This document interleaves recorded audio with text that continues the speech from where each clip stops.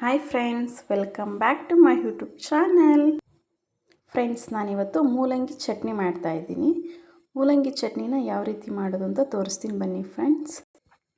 ಮೊದಲಿಗೆ ಮೂಲಂಗಿನ ಫ್ರೈ ಮಾಡ್ಕೊಬೇಕು. ಮೂಲಂಗಿ ಫ್ರೈ ಮಾಡೋದಕ್ಕೆ 1 ಸ್ಪೂನ್ ಆಯಿಲ್ ಹಾಕ್ತಾಯಿದ್ದೀನಿ. ನೋಡಿ, 1 ಸ್ಪೂನ್ ಆಯಿಲ್ ಸಾಕು.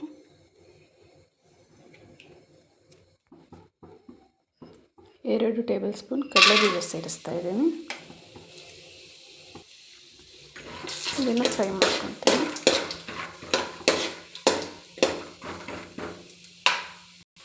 ನೋಡಿ, ಈಗ 6 ಬೇಡಿಗೆ ಮೆಣಸಿನ್ಕಾಯಿ ಸೇರಿಸ್ತಾ ಇದ್ದೀನಿ. 4 ಒಣಮೆಣಸಿನ್ಕಾಯಿ ಫ್ರೈ ಮಾಡ್ಕೊತೀನಿ.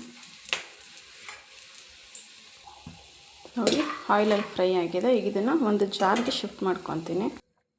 ನೋಡಿ, ಶಿಫ್ಟ್ ಮಾಡ್ಕೊಂಡಿದ್ದೀನಿ. ಈಗ ಒಂದು ದೊಡ್ಡ ಗಾತ್ರದ ಆನಿಯನ್ನ ಸೇರಿಸ್ತಾ ಇದ್ದೀನಿ. ಆನಿಯನ್ ಸ್ವಲ್ಪ ಫ್ರೈ ಆಗಲಿ.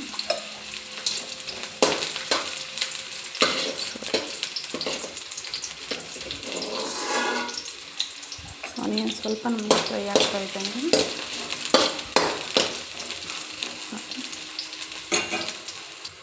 ಇದು ಸ್ವಲ್ಪ ಫ್ರೈ ಆಗ್ತಿದ್ದಂಗೆ 2 ಮೂಲಂಗಿ ತೊಗೊಂಡಿದ್ದೀನಿ. ಮೂಲಂಗಿನ ಫ್ರೈ ಮಾಡ್ಕೊಬೇಕು. ಅದು ಬ್ರೌನ್ ಕಲರ್ ಬರಬೇಕು ಮೂಲಂಗಿ. ಅಲ್ಲಿವರೆಗೂ ಎಣ್ಣೆಯಲ್ಲಿ ಸ್ವಲ್ಪ ಫ್ರೈ ಮಾಡ್ಕೊಳ್ಳೋಣ.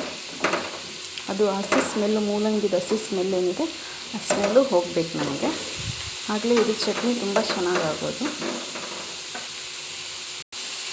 ನೋಡಿ, ಫ್ರೈ ಮಾಡ್ಕೊತೀನಿ. ಮೂಲಂಗಿ ಚಟ್ನಿ ತಿನ್ನೋದ್ರಿಂದ ನಮಗೆ ಗ್ಯಾಸ್ಟ್ರಿಕ್ ಸಮಸ್ಯೆ ಕೂಡ ನಿವಾರಣೆ ಆಗುತ್ತೆ. ಇದು ಸ್ವಲ್ಪ ಬ್ರೌನ್ ಕಲರ್ ಬರೋವರೆಗೂ ಫ್ರೈ ಮಾಡ್ಕೊತೀನಿ. ನೋಡಿ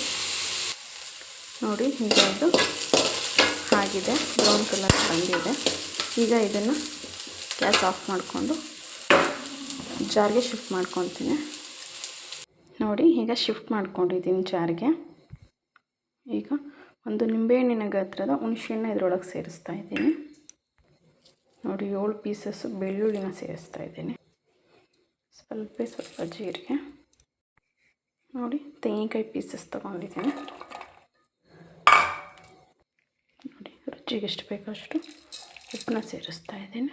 ಈಗ ಇದನ್ನು ರುಬ್ಕೊಂಬರ್ತೀನಿ. ನೋಡಿ, ಈಗ ರುಬ್ಕೊಂಡಿದ್ದೀನಿ. ಈಗ ಇದನ್ನು ಒಂದು ಬೌಲ್ಗೆ ಶಿಫ್ಟ್ ಮಾಡ್ಕೊತೀನಿ. ನೋಡಿ, ಶಿಫ್ಟ್ ಮಾಡ್ಕೊಂಡಿದ್ದೀನಿ. ಈಗ ಇದಕ್ಕೆ ಸಿಂಪಲಾಗಿ ಒಂದು ಒಗ್ಗರಣೆ ಕೊಟ್ಕೊತೀನಿ ಬನ್ನಿ. ನೋಡಿ, ಅದೇ ಅದಕ್ಕೆ ಸ್ಪೂನ್ ಸಾಸಿವೆ ಹಾಕ್ತಾಯಿದ್ದೀನಿ. 1 ಸ್ಪೂನ್ ಆಯಿಲ್ನ ಸೇರಿಸ್ತಾ ಇದ್ದೀನಿ. 1 ಆನಿಯನ್ ಸೇರಿಸ್ತಾ ಇದ್ದೀನಿ. ನೋಡಿ, ಈ ಒಗ್ಗರಣೆನ ಶಿಫ್ಟ್ ಮಾಡ್ಕೊತೀನಿ ಚಟ್ನಿ ಮೇಲೆ. ನೋಡಿ, ಫೈನಲಿ ಕೊತ್ತಂಬರಿ ಸೊಪ್ಪು ಒಗ್ಗರಣೆ ಹಾಕ್ಕೊಂಡಿದ್ದೀನಿ. ನೋಡಿ, ಫೈನಲಿ ರೆಡಿ ಆಗಿದೆ.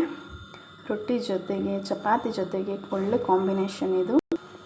ರೈಸ್ ಜೊತೆಗೆ ತುಪ್ಪ ಹಾಕ್ಕೊಂಡು ತಿಂದರೆ ಒಳ್ಳೆ ಟೇಸ್ಟ್ ಕೊಡುತ್ತೆ ಇದು. ಸ್ವಲ್ಪ ತಿನ್ನೋರು ಕೂಡ ಜಾಸ್ತಿ ತಿಂತಾರೆ.